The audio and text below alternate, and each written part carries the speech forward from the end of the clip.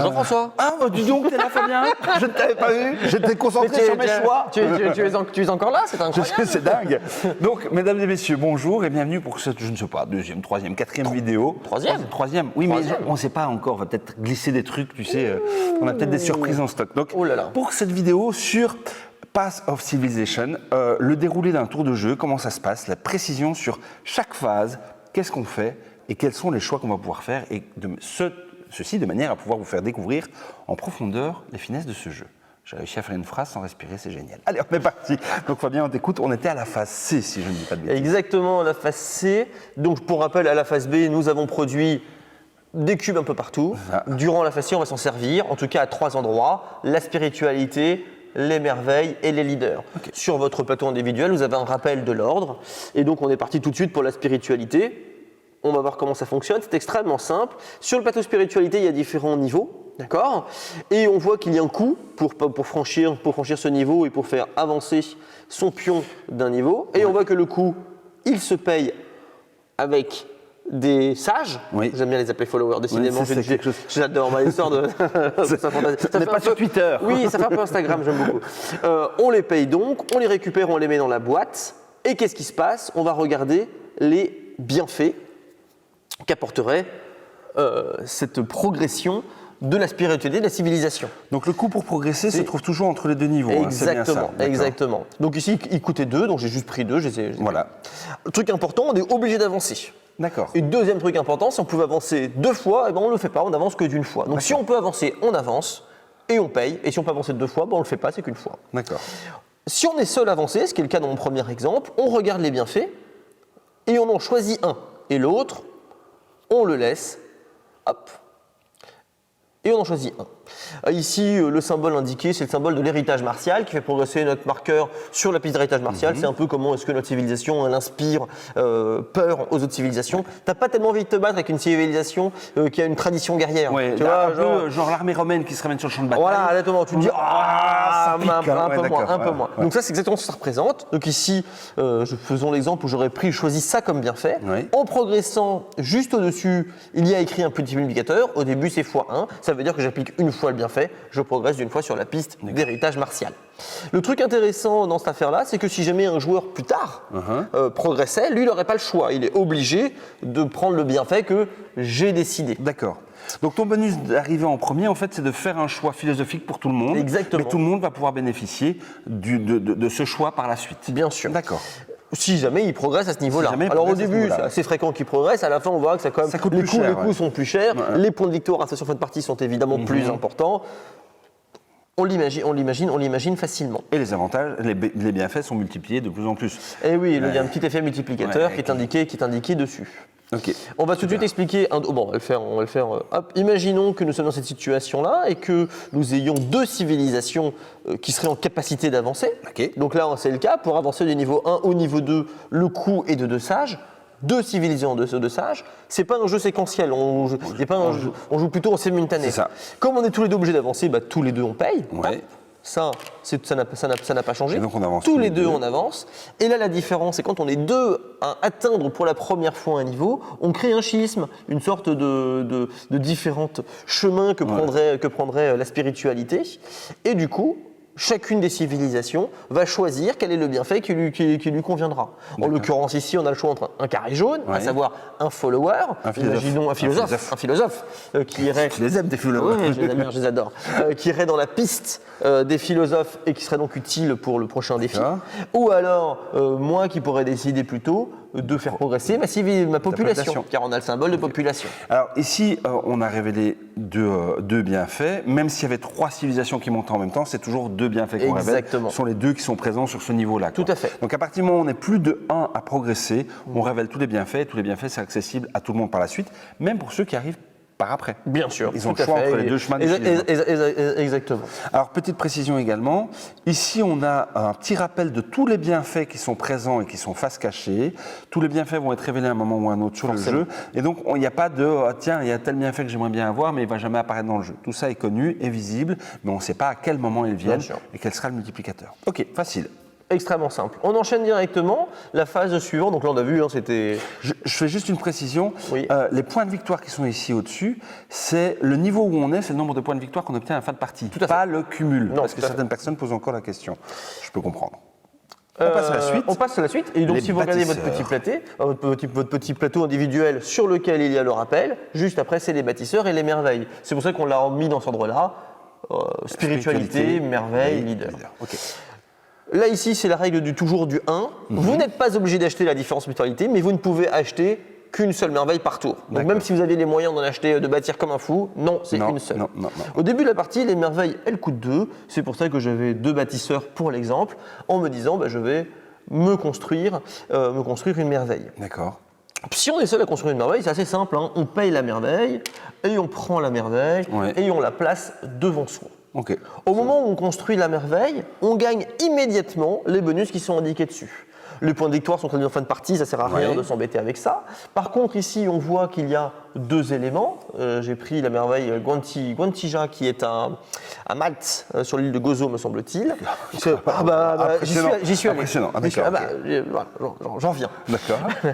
Et du coup, ça permet de produire un petit cube ambassadeur.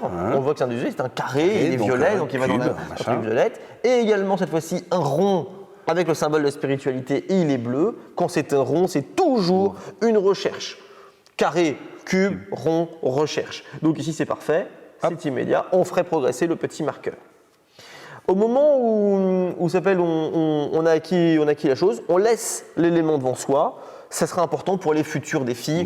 On y reviendra plus tard. C'est un petit peu comme on l'a expliqué tout à l'heure, quand on avait une carte technologie qui était retournée, ça peut encore compter quand même. D'accord. Là, c'était le cas facile. J'étais le seul, j'avais les moyens, je l'achetais, pas de souci. Mais imaginons que moi aussi, je veux aller me balader en Crète à Gantua. Et que j'aimerais bien obtenir cette merveille en même temps que toi. Un coup de temps à autre. Toujours en simultané. Toujours en simultané. Nous pouvons tous décider de vouloir acheter la même merveille. En fait, ce qu'on fait, si plusieurs joueurs ont les moyens d'acheter, chaque joueur indique ce qu'il veut acheter. Donc là, on positionne nos cubes dessus, indiquant que moi, j'aimerais bien avoir Guantija, toi aussi. Oui. Dans ces cas-là, ce qu'on regarde, c'est qu'on regarde la piste de priorité qui est indiquée en haut, qui va départager les civilisations en fonction de la catégorie de la merveille. Ici, on voit que c'est une catégorie religieuse, dont ce qui nous intéresse, c'est où on se met le symbole spirituel. Et là, on voit que toi, tu l'as tout à gauche. Eh bien oui, très spirituel. C'est bien connu, je suis hautement spirituel. Oui, tu as une population qui est coupée des têtes pour faire voir. C'est très spirituel parfois. Moi, au contraire, je suis au cran en dessous, je suis plus à droite que toi. Du coup, c'est toi qui est prioritaire. Et donc moi, qui ai le choix, du coup, entre soit ne pas dépenser mes bâtisseurs pour construire une merveille, ou me placer ailleurs. D'accord. Et ça, c'est un aspect dans le jeu, c'est important de bien préciser dessus. On ne perd jamais rien. C'est pas parce que tu n'as pas positionné tes cubes au bon endroit que tu vas les perdre. Tu vas juste pouvoir les repositionner ailleurs. On avait tous l'intention de construire ce temple, mais c'est toi qui le construis. Oui. J'ai été un peu plus rapide. Note que je savais que tu étais prioritaire si jamais tu avais décidé le même. Ça, c'était une information ces pistes sont connues dès le départ. Ces pistes sont visibles. Alors, si on était 3 joueurs, ça marcherait de la même manière. Chacun place ses cubes là où il place son attention. Si jamais on a à se déplacer ou à garder, on peut très bien se baser sur un truc où il y a encore quelqu'un d'autre, l'un ou deux va se redéplacer et ainsi de suite. Tu pourrais très bien avoir déplacé tes 2 cubes pour aller à un endroit où tu es prioritaire en culture, donc avec un petit temps fort, et il y avait déjà quelqu'un dessus qui lui était en dessous de toi, donc c'est lui qui va devoir bouger. Exactement. Et il n'y a pas de cercle, c'est pas possible qu'on rentre dans un cercle. Non, il y a toujours un départage d'égalité. Parfait. Alors déjà, ça n'arrive pas souvent, des fois on n'est qu'un seul à pouvoir acheter, donc c'est facile. Mais voilà, c'est toujours très facile à résoudre. Alors, on est d'accord que ici, donc pour la spiritualité, on doit monter si on a les cubes. Là, ici, on peut acheter si on le souhaite. Les merveilles coûtent 2 au début de partie, puis elles coûteront 4 et 7. Donc des fois on peut se dire, les merveilles vont apparaître au fur et à mesure du temps. Évidemment, plus le temps avance, plus les merveilles vont coûter cher, mais évidemment, plus leurs effets seront importants. Et parfois, si elles ne nous plaisent pas, on peut dire, je thésaurise pour plus tard, parce que j'ai envie d'avoir un truc. Alors, petite question, parce qu'on me l'a déjà posé en démonstration. Ce qu'on va appeler ce marché, le marché de la merveille, le marché des merveilles qui se trouve ici, ne se remplit pas automatiquement quand on achète. Non. Il ne se remplit qu'à chaque début de tour, en respectant une quantité de cartes qu'on va présenter selon le nombre de joueurs. Tout à fait. Ce qui fait qu'il y a toujours une tension entre les joueurs, il y a toujours Un petit peu, mais on a toujours envie d'avoir quelque chose avant que les autres ne l'aient. D'ailleurs, c'est assez curieux dans Path of Civilization, il y a des parties où on va vraiment sécher le marché, il y aura vraiment plus rien à acheter. Il y a au contraire des parties où à la fin il en reste énormément parce que les joueurs ont décidé que c'était pas avantageux pour eux de le faire. Et on peut tout à fait gagner en faisant quasiment rien ou en faisant énormément, comme dans tous les aspects du jeu. C'est une des grandes forces du jeu, je trouve, c'est que selon ce qui est présent dans la frise du temps, selon son envie, il n'y a pas de stratégie qui fonctionne. Toutes les stratégies peuvent fonctionner, c'est des chemins différents pour aller chercher des points de victoire, pour trouver un moteur qui fait tourner des choses, qui produit, etc. etc. Et donc il y a moyen de faire plein de leaders ou de faire plein de merveilles et d'aller dans une course technologique, ou alors la guerre, de faire cartonner la guerre, ou alors de tirer particulièrement avantage des grands défis de l'humanité. Bref, on sent que... on peut aller de tout chemin et dans la même partie, il y a plusieurs chemins possibles. Évidemment. Il n'y a pas un chemin tout tracé. Évidemment. Okay. On va passer directement aux leaders, d'accord ? Pour l'achat des leaders, c'est exactement la même chose. Les leaders ont une catégorie. Si un joueur est le seul à l'acheter, il la prend. S'ils sont plusieurs, c'est résolu de la même manière. On voit que les leaders, eux aussi, ont une catégorie qui est indiquée dans le coin de la carte. Ce qui veut donc dire qu'on va regarder le départage. Si plusieurs joueurs veulent la même, c'est la même chose, on n'y revient pas. C'est le même principe. Là, par contre, on va expliquer un petit peu les leaders. C'est qu'on voit qu'il y a un emplacement réservé sur notre piste, enfin sur notre plateau civilisation, qui va correspondre à notre leader, celui qui dirige notre civilisation. Et quand vous achetez un leader, il vient ici. Si plus tard vous achetez un autre leader, ça va simplement le remplacer. Et le leader, il va être placé en dessous de votre plateau. Il y a une petite zone réservée qui est indiquée ici. Il va quand même compter, on l'a vu, tout ce qu'a fait notre civilisation dans son histoire va parfois compter dans les grands défis de l'humanité. On y reviendra à la phase qui va compter. L'autre subtilité sur les leaders, c'est qu'ils ne sont pas comme les merveilles. Les merveilles, quand tu les achètes, effet immédiat. Là, ils font plein de trucs différents, les leaders. Alors, certains ont des effets immédiats. On a ici le cas de Moïse. Moïse, quand on l'achète, il va sauver de la population. On va le poser. Il y a le petit symbole éclair qui indique l'immédiat, instantané. On gagne de population, on fait progresser notre parcours de population. Simple. Mais il y en a d'autres, comme Sappho par exemple, qui vont avoir un effet tant qu'elle est ici, tant qu'elle est positionnée là, tant que c'est elle qui dirige, qui dirige notre civilisation, on va voir qu'elle va produire des choses, aider durant la phase D. Durant la phase D. On le voit ici qu'il y a un petit dé qui s'appelle qui communique. On verra la phase D tout à l'heure, mais globalement on voit que c'est un petit rond. Si on a compris l'idée, un petit rond, recherche. Le petit rond et le vert, c'est donc une recherche culturelle. Extrêmement simple. À chaque tour. À chaque tour. Il n'y a pas d'éclair, donc c'est quelque chose qui... Évidemment, si elle est remplacée, elle n'a plus d'effet. Et puis enfin, on a d'autres leaders qui, eux, ont un effet quand ils sont actifs, mais qui peuvent aussi avoir un effet même après avoir été remplacés. Imaginons qu'on ait remplacé Euclide par Sappho. On voit qu'il apparaît en dessous et qu'il a toujours un petit effet qui va durer jusqu'à la fin de la partie. Donc certains leaders ont une sorte d'héritage dans votre civilisation. C'est vrai que c'est quand même la classe d'avoir eu certains leaders qui ont glorieusement mené votre civilisation. Et ici, la chose est un peu spécifique parce qu'avec Euclide, je pense que c'est Euclide que tu as sorti. Avec Euclide, il a le même pouvoir qu'il soit encore actif ou qu'il soit dans le panthéon de nos leaders, on va dire. On n'a pas trop de scrupules à remplacer. C'est ça, on n'a pas trop de scrupules. Mais la plupart des leaders ont un pouvoir quand il est actif et un pouvoir en général un peu moins puissant une fois qu'on le met dans le panthéon. Tout à fait le cas. Et donc ici, on a le symbole, tant que le petit cœur, donc tant qu'il est en vie, tant qu'il est actif, on applique ce pouvoir. Et ici, on a le symbole du cimetière ou du panthéon, peu importe.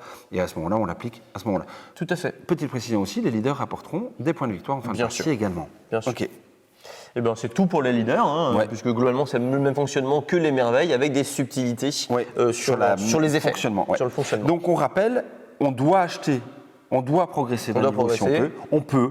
On peut. Un maximum. Un maximum, c'est toujours un. C'est tout. Merci beaucoup. Je pense qu'on a expliqué la phase C. Tu viens de clôturer là. Donc, merci beaucoup. Merci beaucoup. Et sur ce, on vous dit dans quelques jours, la semaine prochaine, ou on ne sait pas quand, mais bientôt, c'est sûr et certain. Merci. Avec plaisir. Merci François. Ciao.